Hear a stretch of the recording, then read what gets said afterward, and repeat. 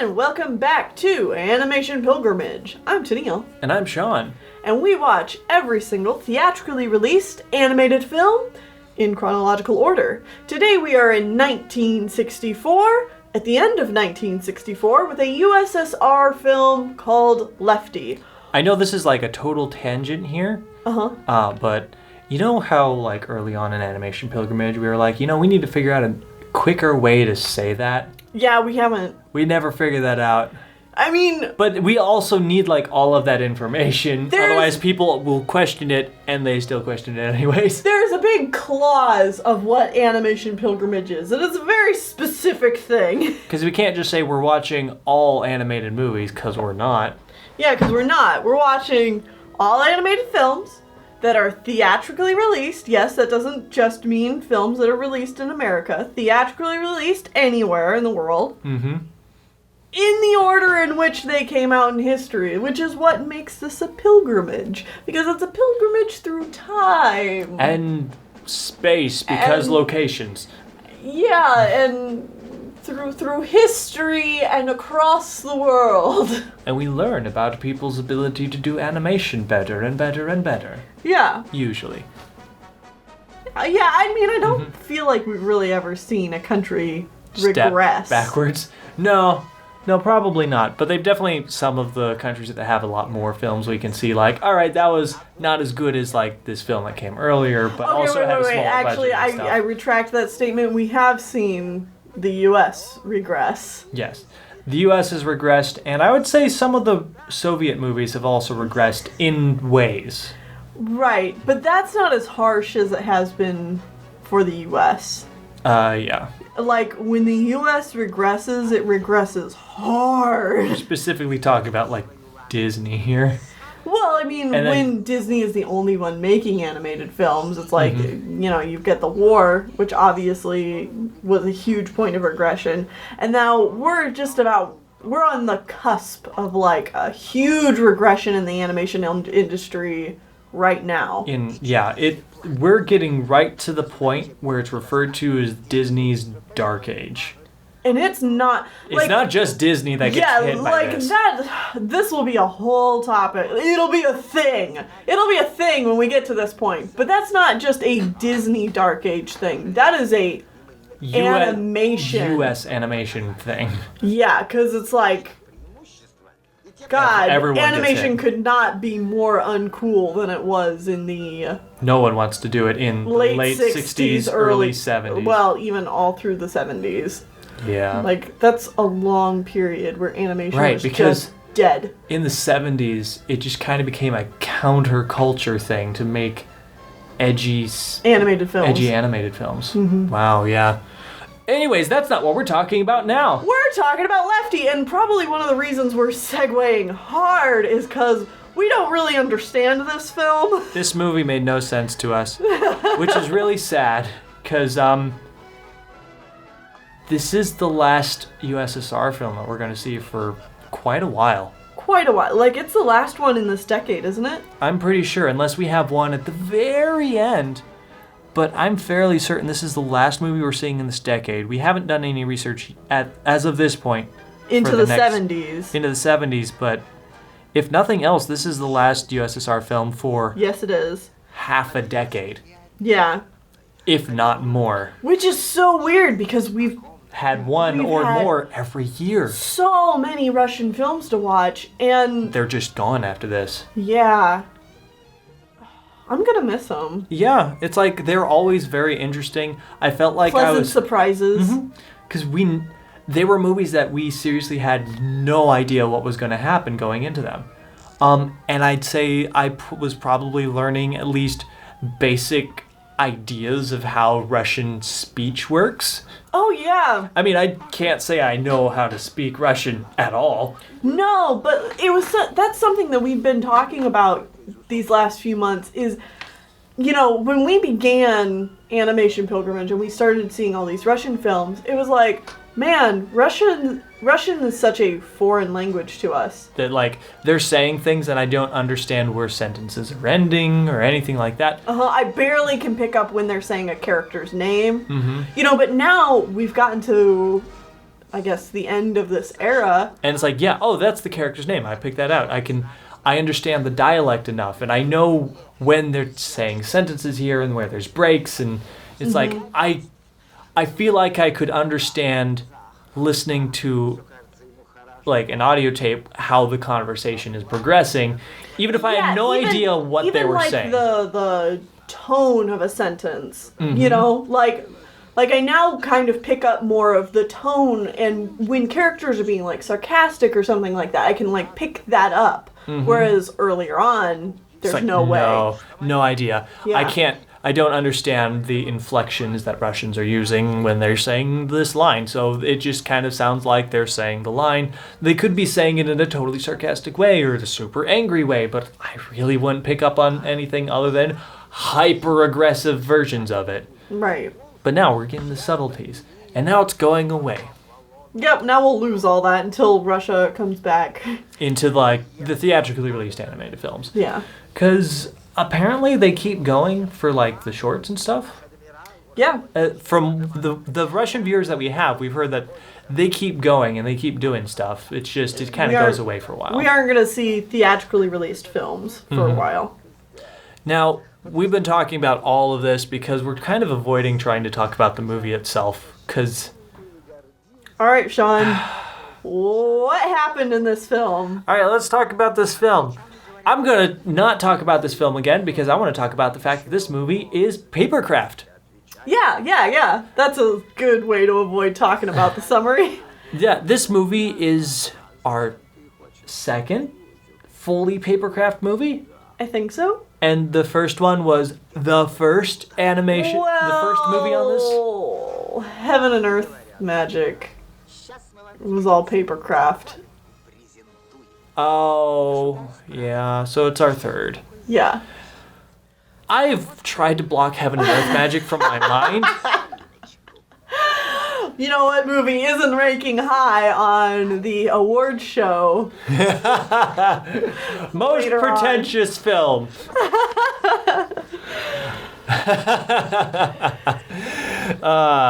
But no. Okay, so this is our third fully papercraft film, followed only by Ahmed and Heaven and Earth Magic.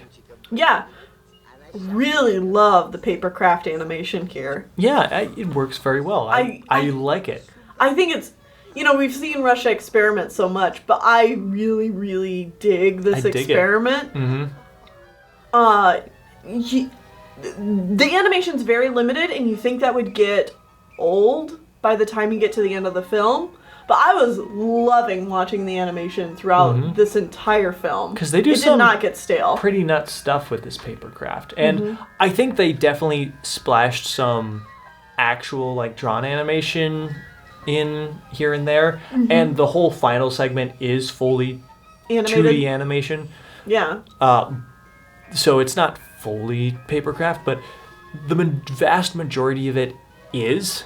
And there's some great character designs. Oh, yeah, character designs are amazing in this. I especially love the design of the general guy. Who's just... Yeah, I like him a lot. Has nothing... He doesn't like any of, like, the British stuff. Yeah. Okay, all right, I think we should... I'll go into the summary now. Okay. So, Sir What's-His-Name... I think he might have been the Tsar or leader of Russia. He's a Tsar, to be sure. Okay. I don't know if he's the full leader of Russia or not. I don't know how that works. Tsar Alexander the First of Russia. Okay, so I'm assuming he's the leader at this point. Right. After some big war in Europe, he's going about Europe to see what all the other countries have because he's interested in that stuff. And he goes to Britain, and Britain shows them all of these cool inventions and stuff that they've done, including this tiny little dancing metal flea. And he pays a butt ton of money so that he can own it. Right. He's and very impressed by everything that the British have accomplished. And he has a general along who is not impressed at all because he's like, Russia's the best and we can do everything better in Russia and blah, blah, blah, blah. But obviously he has to do everything the Tsar says, so he has to buy it. Yeah. They go back home and the guy completely forgets about it and then he dies. And so the next Tsar comes in, who I believe his brother? I feel at one point they said he was the brother. Something like that. Either way, we have a new Tsar, and he's like, what is this thing? And no one knows what the heck this thing is, because no one was on that trip until the general guy is finally called out of retirement or whatever. And he comes in, he's like, I know what this thing is, it's a stupid dancing flea. And they're like, oh, that's cool. Is there any way we can one-up this? Right. Is there any way that we as Russians can be better than this? Yeah. So this hurts their little man pride, and they're like, we don't want to think of Britain as being better than us. We've got to find a way to make this better. Indeed. So they take it to these random gunsmiths across the country who are apparently really good gunsmiths or whatever. They're like, you guys, you random people. Are they gunsmiths? Yeah, they're gunsmiths. I thought they were just metal workers. I mean, they're metal workers, specifically gunsmiths. But they've got like a horseshoe hanging up in the background. Yeah, which makes me think I'm sure that they they're more also do horseshoes and stuff. Okay. If you're a metal worker, they live in a podunk town. I'm pretty sure it's like they're the metal workers you're the that metal do everything. worker. Like, well, we specifically use expertise in guns. Yeah, well, my horse needs shoes. Okay. I also need a pot. But either way, they're like, all right, you guys are going to have to work on this stuff. I'm going to go off and party. I'll see you in like 3 months or whatever when it's not winter. He comes back and they give him the flea and it's like, what did you do to it? I can't tell anything's different. Like, oh, we're not going to tell you because it should be obvious.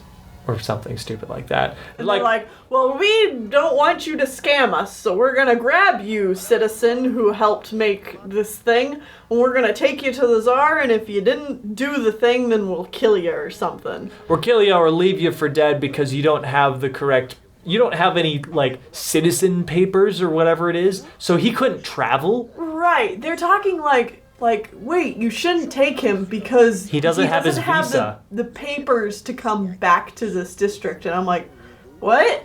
I'm assuming, I'm lost already in I'm the assuming Russian this is government stuff. Russian politics. I'm assuming you have to have some sort of travel visa to move throughout the country. And this guy is so low tier because he's like a serf. He's a serf. Yeah, that's what they said, serf. So, which is paid slaves, essentially. Yeah. That's the really simple version of what a serf is. So they're like, if you take him, he can't get back. And they're like, whatever, we don't care because we're military group dudes. They take him back to the Tsar, and they look at it in a microscope, and they're like, there's nothing different. They're like, no, look closer. Use this super big microscope. All right. And use the super scope. And it turns out they put teeny tiny little horseshoes on the shoes of this dancing flea. And not only that, but they inscribed their names on it. Because there's 3 guys that worked on it. It's like, wow, wait, there's only 2 names on here. Where's your name? The 3rd guy that got brought along, who's known as Lefty. And he's like, well, you see, those are cool and all, but I did the coolest part. I made the nails. And so my name's on the nail, which is invisible because it's inside the horseshoes. And it's just like, okay. And they're like, well, that's cool. You did a good job. No, they're like, whoa, that's amazing. I could never believe that we are so much better than Russia because we made... Britain. Because, we're Russia, we're better than Britain because we made something so small and put it on this flea. And so they put it back in... We'll put it in the box, and we're going to send you, along with this, back to Britain so that you can give it to them as a gift and show how awesome we are. And so they take it back to Britain, and Britain's like, oh yeah, that's pretty neat, cool. That's cool, guys. Good job. And do you want to stay here and be like we can show you all of our science stuff and manufacturing, and you can be like on our level, like a co-worker and stuff. Yeah, we can you share be knowledge. one of our metal workers. Yeah, and like we can do cool things here in Britain. And the guy's like, wait, no, the brick dust. The brick dust. I need to get home to Russia. And at this point, we're like, wait, what? Something about brick dust and muzzles of the guns and cleaning them with or without the muzzle dust. We were confused. He gets on a boat, gets really drunk and also sick, maybe, and he gets back, and everyone else on the boat is like, they're not Russian citizens, so they can go to the embassy, and then they're taken care of, and they're perfectly fine. But this guy, because he's a Russian citizen, but doesn't have papers because he's a serf. Just gets carted from hospital to hospital, who doesn't want to take care of him until he gets thrown in like the worst possible hospital, wherein we get the animated scene where he's running around feverishly trying to tell people about the gunpowder. I need to find the Tsar so I can tell him about the brick dust. And Sean and I are just like, what? As far as I can tell, the brick dust is bad and it wears out the gun barrels. So they shouldn't be doing it because that's what the British aren't doing it, so we shouldn't be doing it either. But this is all a fever dream because the movie ends with him lying in bed and dead. Dying. Yeah, he's just dead. Yeah, and they're like, and that's the story of how Russia killed its greatest craftsman. The end. And we're just like, wait, what? Pardon? I don't... What? I'm a little lost. Could you, like... I was kind of following points A, B, C. And then you jumped to... You lost me when you just jumped to Epsilon. You changed languages on me. I'm sure it's, like, way simpler than we're making it out to be. I think it's seriously something along the lines of... Because at some point in there, he had a fever dream where the British and the Russians are fighting with guns, and the Russians can't hit for crap, and then the British are just mowing down lines because their guns are clean and shoot straight because they're not cleaning with brick dust or brick powder, which that's the best I can assume out of what's going on here. Is like, this guy realized that what they were doing to clean their guns was actually deteriorating them at a highly quick rate. The part that confuses me the most about this film is that, like, you know, so far we've seen so many Russian films where it's like they try to romanticize Russian life and Russian politics. But this one, I'm like... lays the blame at Russia. Right. So, like, from beginning to end, it really confused me. I'm like, what are they saying here? Is this supposed to be painting Russia in as bad of a light as I think it is? Or... is it supposed to be better than it is? I don't understand. Right. Because it's like, at every turn, Russia is portrayed as either, like, incompetent or cruel. Mm-hmm. Especially to its citizens. Yeah, it's so weird. So, I can only... I don't know what to say. I don't either. And, like, I tried looking up the book that this is based off of, too. But I didn't really get any... like, any additional insight? Context for this.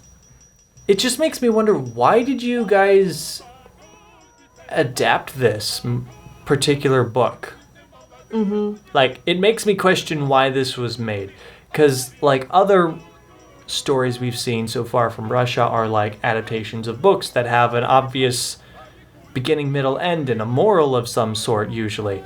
Or, like, they were paid for by communism, so, like, they can tell whatever story they want as long as it agrees with the ideals of the country. Mm-hmm. And this one just doesn't feel like it fits any of those. Mm-hmm. The only sort of context I was given at all is this really weirdly worded paragraph in the Wikipedia article that doesn't even have proper citation in it, where it says that both, like, people in Russia who loved their country and Westerners, or Westernizers, whatever that means, used the story to support their views.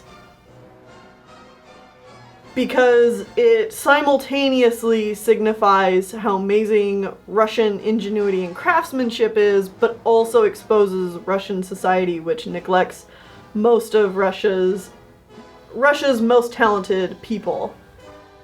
And I'm like, okay, but where does that leave us? Like, I mean, I see what they're trying to say with that poorly worded sentence. It's yeah. Because that's what I got out of this film is like, as far as I can tell, Britain still did the better job because they made a tiny dancing flea. Right. That's the thing, too, is like, okay, cool, you put horseshoes on a flea. Who needs horseshoes on a flea? Also, considering the British made a, like, electronic or steel, mechanical at least. Yeah, a mechanical dancing steel flea is still more impressive that you made tiny horseshoes and hammered them onto this thing. Hammered it onto the thing. Because they had to make all the other teeny tiny parts, like the gears inside this flea, to make it move and dance. Yeah. Than the actual tiny horseshoes on this flea. Like, don't get me wrong, it's impressive that you put horseshoes on a flea. But I think the flea itself is still more impressive. Right. So, just trying to wrap my head around this movie and the context of it. So, Russia is, with making this film, is essentially saying, we're just as cool as the British, but we do a terrible job of maintaining our geniuses. I guess. And we should do a better job of this in the future?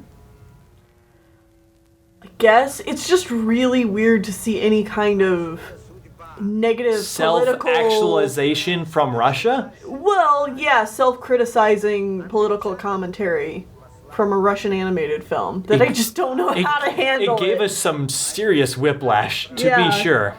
Because, like, right away, it started off with a czar, and I'm like, okay, so it's gonna, paint a cool picture of Russian society. And it's but like, the czar is considered like this foppish idiot. Yeah, which I guess makes some sense because it's a czar, and I guess at this point, Russians wouldn't be all about them czars.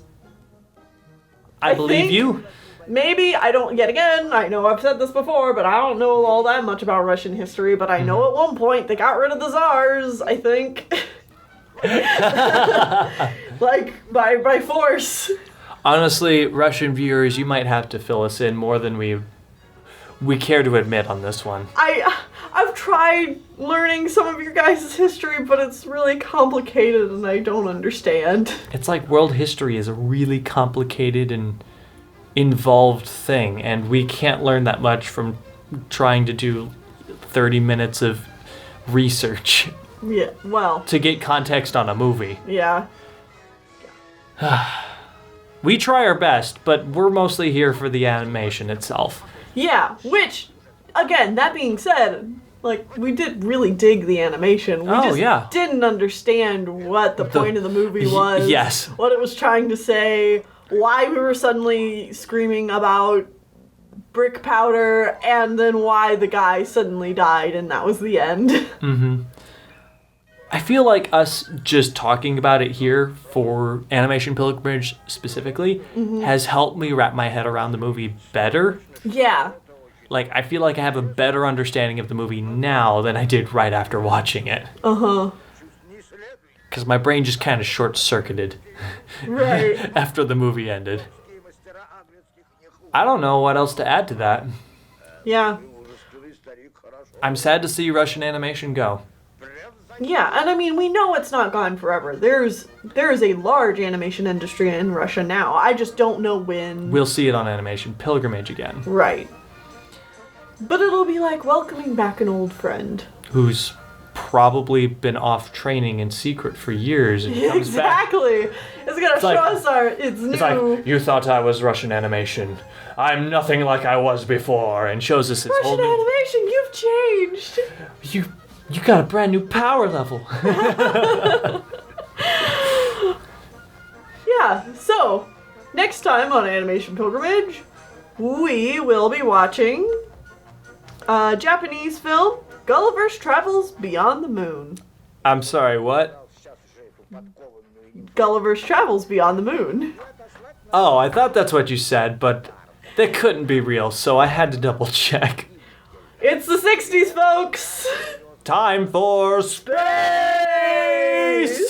See you next time. Доли да паречки, вдоль да по казанке,